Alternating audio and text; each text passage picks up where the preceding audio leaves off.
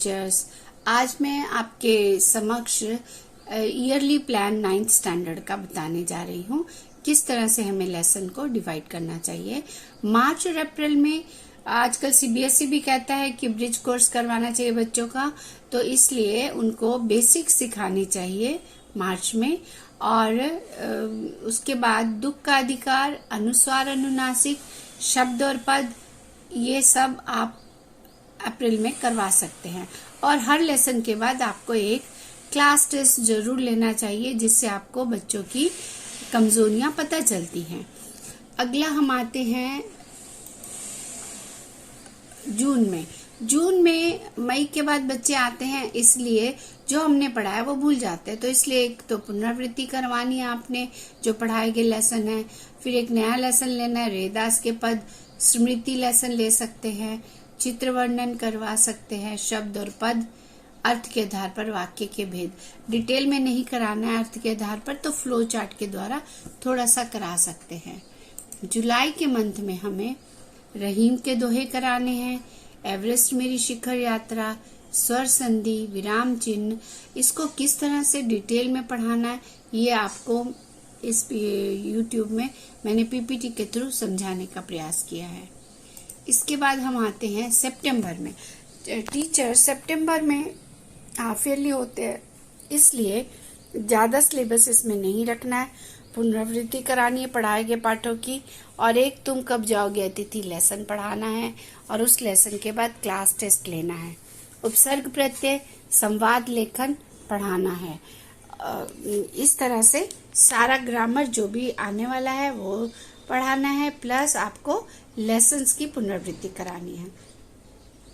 उसके बाद अक्टूबर में कभी कभी छुट्टियां होती हैं, वो आपको कैलेंडर देख के देखना है।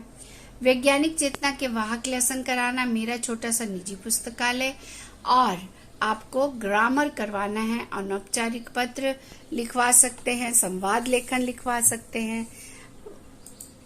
उसके बाद नवंबर में गीत अगीत करवा सकते हैं, कुल्लू कुमार की ऊना कोटी करवा सकते हैं, और ग्रामर का रिवीजन करवा सकते हैं।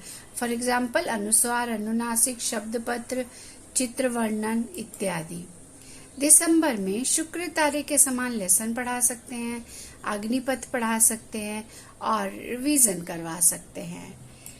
जनवरी में हम नए इलाके में खुशबू रचते हाथ और ग्रामर, पूरे ग्रामर का रिवीजन हमने करवाना शुरू कर दें। तो इसमें 3 टॉपिक एटलीस्ट आप ले सकते हैं।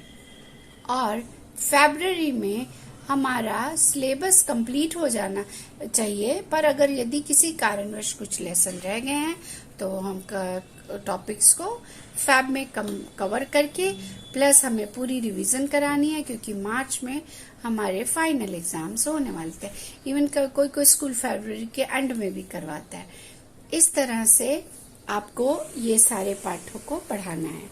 पाठ पढ़ाते समय हमें सबसे पहले बच्चों को आदर्श वाचन करवाना चाहिए, फिर मौखिक अभिव्यक्ति, उनसे छोटे छोटे प्रश्न पूछकर टॉपिक के साथ उसको जोड़ना चाहिए।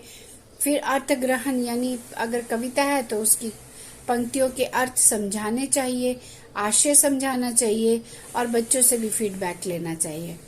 फिर प्रश्नोत्तर लिखित और मौखिक दोनों कराएं। पहले मौखिक कराइए, फिर लिखित करवाइए, और कोई भी एक एक्टिविटी हर लेसन की करानी है। लेसन खत्म होने के बाद हमें एक टेस्ट 10 मार्क का अवश्य लेना चाहिए। मुझे उम्मीद है इस तरह से यदि हम सिलेबस करवाते हैं तो 9th का सिलेबस आप परफेक्टली करवा सकते हैं, और थोड़ा बहुत चेंजेस आप कर सकते हैं अपने स्कूल के अकॉर्डिंग। मुझे उम्मीद है ये आपको समझ में आया होगा। धन्यवाद। फिर मिलती हूँ एक नए विषय के साथ। तब तक के लिए शुभ दिन।